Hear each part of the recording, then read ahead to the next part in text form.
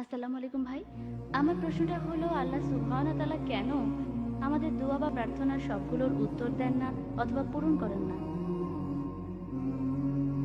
বোন, আপনি প্রশ্ন করলেন যে আমাদের সব দোয়া সেগুলো কেন আল্লাহ সুবহানাহু ওয়া তাআলা পূরণ করেন না। এই প্রশ্নটার উত্তর পবিত্র কোরআনে দেওয়া আছে। সূরা বাকারার 216 নম্বর আয়াতে উল্লেখ করা হয়েছে, বলা হয়েছে এটা হতে পারে তোমরা যেটা অপছন্দ করো সেটা তোমাদের জন্য কল্যাণকর, আর যেটা পছন্দ করো সেটা অকল্যাণকর। আল্লাহ সবকিছু জানেন আর তোমরা জানো না। আল্লাহ পবিত্র কোরআনে বলছেন এটা সম্ভব, তোমরা যেটা অপছন্দ করো সেটাই কল্যাণকর, আর যেটা পছন্দ করো সেটা অকল্যাণকর। যেমন ধরুন, একজন খুবই ধার্মিক লোক, সে আল্লাহ সুবহানাহু ওয়া তাআলার কাছে দোয়া করলো যে আমাকে একটা মোটরসাইকেল দাও আল্লাহ, তাতে আমার যাতায়াত সুবিধা হবে। আর আল্লাহ সেই দোয়া কবুল করলেন না। আপনি হয়তো বলবেন সে খুব ভালো লোক ছিল, সে খুব ধার্মিক লোক, তার দোয়া কেন কবুল হলো না? আল্লাহ সুবহানাহু ওয়া তাআলা জানেন যদি লোকটার মোটরসাইকেল থাকে সে অ্যাক্সিডেন্ট করতে পারে আর পঙ্গু হয়ে যেতে পারে। আর পবিত্র কোরআন বলছে তোমরা যেটা পছন্দ করো সেটা অকল্যাণকর হতে পারে। আল্লাহ জানেন আর তোমরা জানো না। এবার খুব ধনী একজন ব্যবসায়ী, তিনি তখন লন্ডনের ফ্লাইট ধরার জন্য এয়ারপোর্টে যাচ্ছিলেন একটা চুক্তি করার জন্য, যে চুক্তিটা করলে তার লাভ হবে 100 কোটি রুপি।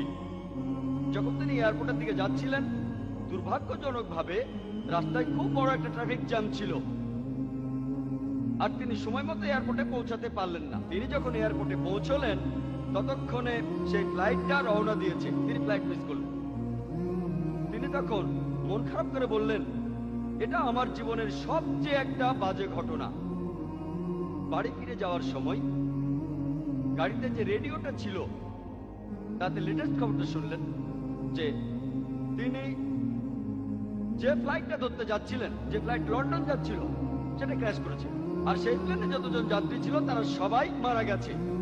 তখন সে ব্যবসায়ী বললেন, এই ঘটনাটা হলো আমার জীবনের শ্রেষ্ঠ একটা ঘটনা। কিছুক্ষণ আগেই তিনি ট্রাফিক জ্যামকে অভিশাপ দিচ্ছিলেন, কারণ ট্রাফিক জ্যামের কারণে তার 100 কোটি রুপি ক্ষতি হয়েছে। এই ঘটনার কিছুক্ষণ পরেই সেই ট্রাফিক জ্যামকে তিনি ধন্যবাদ জানালেন, কারণ এতেই তার জীবন বেঁচেছে। আর পবিত্র কোরআন বলছে যেটা তুমি অপছন্দ করো সেটা কল্যাণকর হতে পারে। আল্লাহ জানেন আর তোমরা জানো না। আল্লাহ জানেন সেই ব্যক্তির জীবন তার 100 কোটি রুপির চাইতে অনেক বেশি মূল্যবান। আপনি যে দোয়া করেন, অনেক সময় দেখা যায় আল্লাহ সুবহানাহু ওয়া তাআলা সেই দোয়াটা পূরণ করছেন না, তিনি সে দোয়া কবুল করেন না। আর পবিত্র কোরআনে বলা হয়েছে, সূরা শুরার 27 নম্বর আয়াতে উল্লেখ করা হয়েছে যে আল্লাহ তাআলা তার সকল বান্দাকে, যদি আল্লাহ তার সকল বান্দাকে জীবনের উপকরণে প্রাচুর্য দিতেন তাহলে তারা অবশ্যই পৃথিবীতে বিপর্যয় সৃষ্টি করত, কিন্তু আল্লাহ তার ইচ্ছেমতো পরিমাণেই নাজিল করেন এবং তিনি জানেন তিনি কি দিয়েছেন।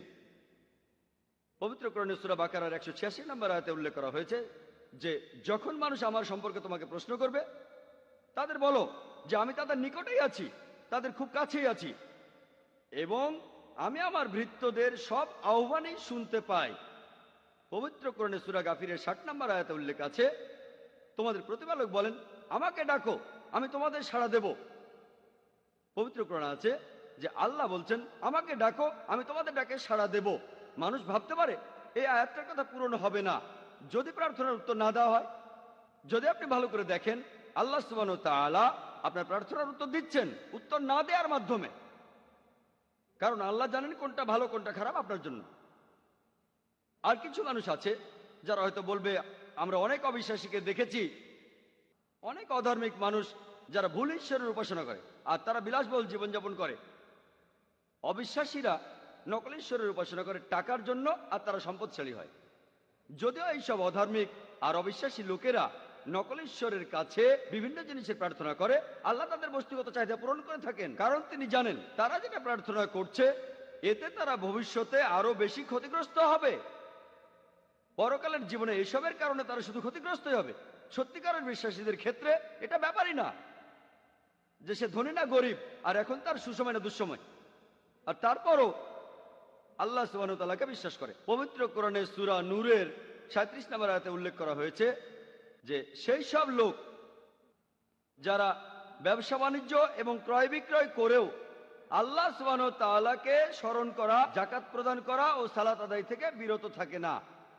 তারা ভয় করে সেই দিনকে, যে দিন অনেকের অন্তর ও দৃষ্টি বিপর্যস্ত হয়ে পড়বে। তারা শুধু আখিরাতে ভয় করে, রোজ কিয়ামতের দিন, যেদিন আমাদের প্রত্যেকের বিচার করা হবে। সত্যিকারের বিশ্বাসী সব সময় বলে আলহামদুলিল্লাহ, যে ঘটনাই ঘটে থাকুক না কেন আলহামদুলিল্লাহ, মানে সমস্ত প্রশংসা আল্লাহর। এমনকি যদি তার ক্ষতিও হয় সে বলবে আলহামদুলিল্লাহ, কারণ সে আল্লাহকে বিশ্বাস করে। আর আল্লাহ তাআলা যখন সেই ব্যক্তির ক্ষতিটা হতে দিলেন, এতে করে ভবিষ্যতে তার জন্য আসলে উপকারী হবে। এক কথায় সত্যিকারের বিশ্বাসী সে এমনটা বিশ্বাস করে যা কিছু হয়েছে ভালোর জন্যই হয়েছে। আশা করি উত্তরটা পেয়েছেন।